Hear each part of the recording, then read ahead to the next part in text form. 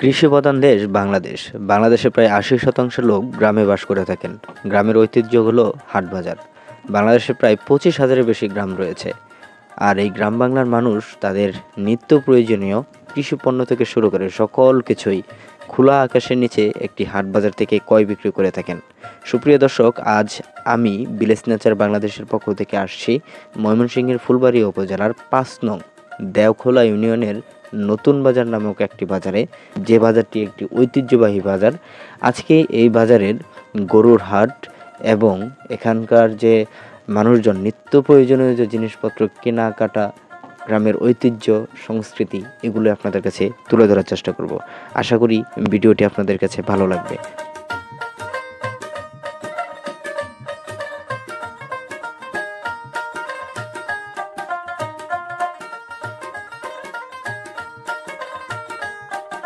তো দর্শকবিন্দু, আমরা ইতিমধ্যে নতুন বাজারের যে গরুর হাট রয়েছে, গরুর হাটে অবস্থান করছি। এখনও বাজার পরিপূর্ণ হয়নি। কিছু কিছু খামারি তাদের যে গরু ছাগল রয়েছে সেগুলো এখানে নিয়ে আসছে। এখন হচ্ছে বিকেল ৪টা বাজে, যে সময়টা আসরের আজান হচ্ছে, যার কারণে এখনও পূর্ণ বিকালটা হয়নি। ৫:৩০ থেকে ৬টা।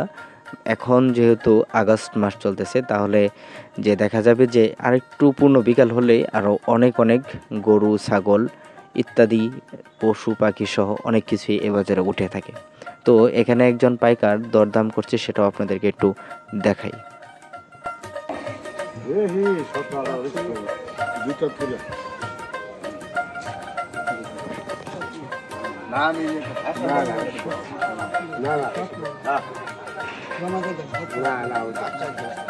কত দাম করছো? চাচা কত? 25। পাইকার ও গৃহস্থ সবাই মিলে যে এই বাজারের একটি সাদৃশ্যপূর্ণ সম্পর্ক, তাদের যে একটি আদর্শিক বেচা কেনার সম্পর্ক, সেটা আমরা লক্ষ্য করছি। এখানে আরেকজন রয়েছে, ওনাকে আমরা জিজ্ঞেস করে দেখি ওনার গরুর দামটা কেমন হচ্ছে। এটা কত দাম? কত কত? ৫৫। দাম দর হয়েছে?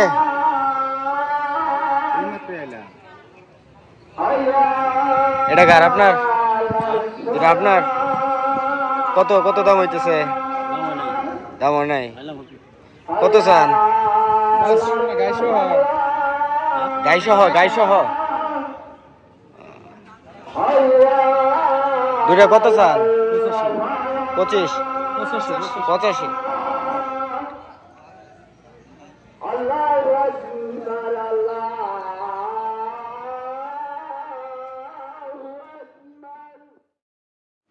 এই মুহূর্তে যে আজানটি শেষ হলো, এটি হচ্ছে ইচাইল নতুন বাজার, যে বাজারটা রয়েছে বাজার মসজিদ, সেই মসজিদের আজানটি এই মুহূর্তে শেষ হলো।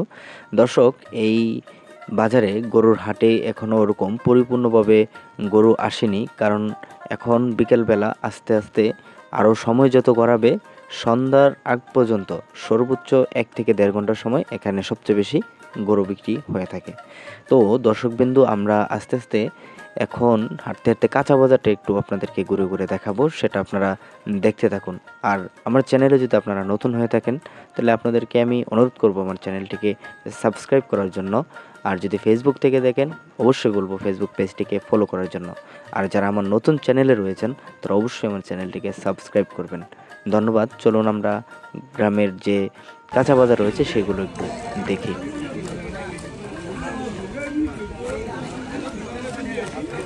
কচু কত করে মামা?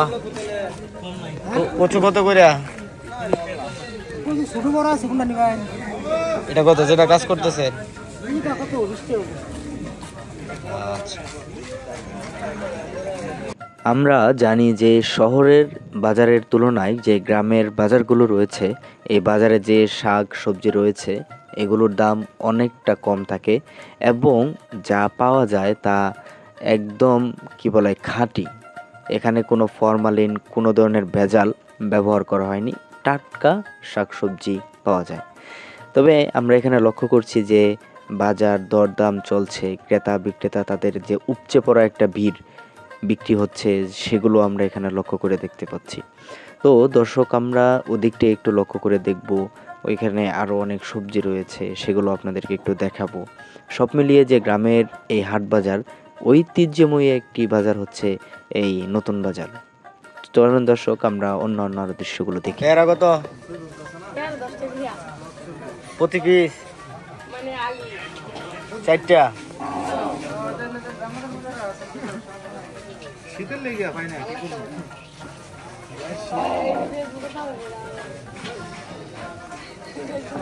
চাচা মই কত করে কেজি? 40 টাকা কেজি।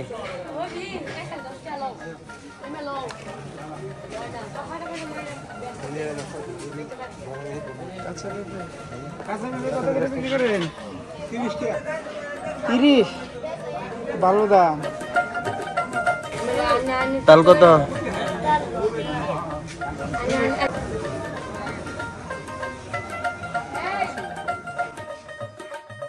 ইচাইল নতুন বাজার একটি ঐতিহ্যবাহী পুরাতন বাজার। এই বাজারটি তুলনামূলকভাবে অন্যান্য বাজার থেকে অনেকটা পিছিয়ে রয়েছে। এই বাজারটি যেমন বড়, ঠিক তেমনই উন্নয়নের দিক দিয়ে নিম্ন। এই বাজারে যে শেড ঘরটিতে আমি রয়েছি, এর ঘরটি ব্যবসায়ীরা তারা নিজেদের উদ্যোগে করেছে, সরকারিভাবে নাকি হয়নি, এটা আমি শুনেছি ওনাদের কাছ থেকে। এবং যে অন্য আরও কিছু ঘর রয়েছে, এগুলো একদম শেড ঘর রয়েছে, এগুলো একদম নিম্নমানের। তো দর্শক আমরা এখন রাস্তার ধারে চলে আসছে। আমার ডান পাশে শুটকি বিক্রি হচ্ছে, বাম পাশে যে সকল দোকানগুলো রয়েছে এই দোকানগুলোতে সবজি বিক্রি হচ্ছে। আমরা সামনের দিকে এগিয়ে যাব, সামনের দৃশ্যগুলো আপনাদেরকে একটু দেখানোর চেষ্টা করব। আশা করি আপনাদের ভিডিওটি উপভোগ্যময় হবে।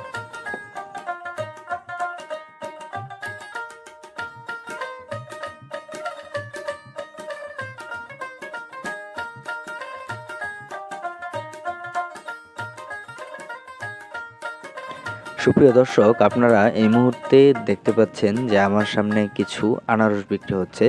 যে আনারসটা কাঁচা পাকা সব মিলিয়েই রয়েছে, কিন্তু এই 5 নং দেওখোলা ইউনিয়নে আনারস চাষ হয় না বললেই চলে। এই আনারস সবচেয়ে বেশি চাষ হয় মধুপুর উপজেলায়।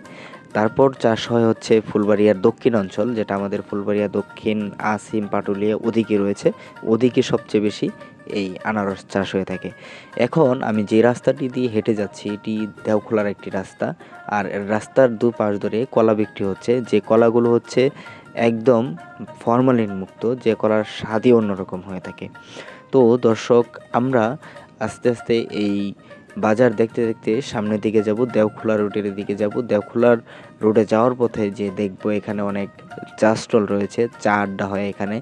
বাংলাদেশে যত ধরনের রাজনৈতিক পরিবেশ তৈরি হোক না কেন, এই চা স্টলগুলো যে আমার সামনে রয়েছে, এই চা স্টলগুলোতেই অনেক ধরনের কথাবার্তা। এখানেও এক ধরনের রাজনীতিবিদ রয়েছে, এখানেও একটা রাজনীতি রয়েছে। এখানে যে চা স্টলের রাজনীতি, সেটা যারা গ্রামের মানুষ রয়েছে তারা খুব ভালো বলতে পারবে। তো দর্শক আমরা আস্তে আস্তে সামনের দিকে আগায় যাই। দেওখোলার যে রাস্তা রয়েছে, এই রাস্তার যে আশপাশ দোকানগুলো রয়েছে, আরও কিছু বাজারের দৃশ্য রয়েছে, সেগুলো একটু দেখে তারপর আমরা চলে যাব হচ্ছে মাছ বাজারে।